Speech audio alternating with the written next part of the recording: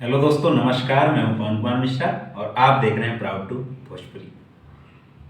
दोस्तों, अभी एक बवाल चल रहा है। इसकी स्टेज शो में एक स्टेज शो चल रहा था। डिम्पल सिंह जी जो हमारी भोजपुरी की एक्ट्रेस हैं, उनके भाई का इंगेजमेंट था या शादी का कोई फंक्शन था। उसमें जो है सारे स्टार्स आए थे। हमारे कल्लू जी आए थे, रितेश पांडे जी आए थे और उसके बाद आपके मोहन राठौर जी आए थे। उसमें कई कलाकार थे।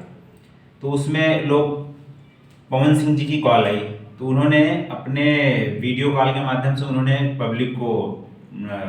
पब्लिक का आशीर्वाद लिया। तो उन्होंने ना आपस में प्यार होता है, आपको पता है, एक बॉन्डिंग होती है। और जब आपका किसी आपस में किसी से बॉन्डिंग अच्छी रहती है तो आप कुछ भी कह सकते हो उसको। तो उन्होंने कल्लू जी को बोल दिया, अरे साला। तो अरे साला का मतलब ये नहीं कि वो साला है।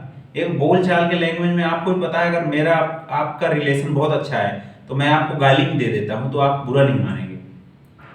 तो लोग इसको ना फर्जी एक वीडियो, जो विरोधी हैं जिनको और कुछ तो काम है नहीं, एक न्यूज ऐसे ही चल जाए उनका पवन सिंह जी का नाम लेके किसी तरह, तो वो न्यूज बना रहे हैं गलत। आप लोग ऐसे अफवाह में बिल्कुल मत पड़ना। पावर स्टार पवन सिंह जी की और कल्लू जी की बॉन्डिंग इतनी अच्छी है, डिम्पल सिंह जी से इतनी अच्छी बॉन्डिंग है कि वो लोग आपस में कुछ भी कहें, हमें क्या मतलब है।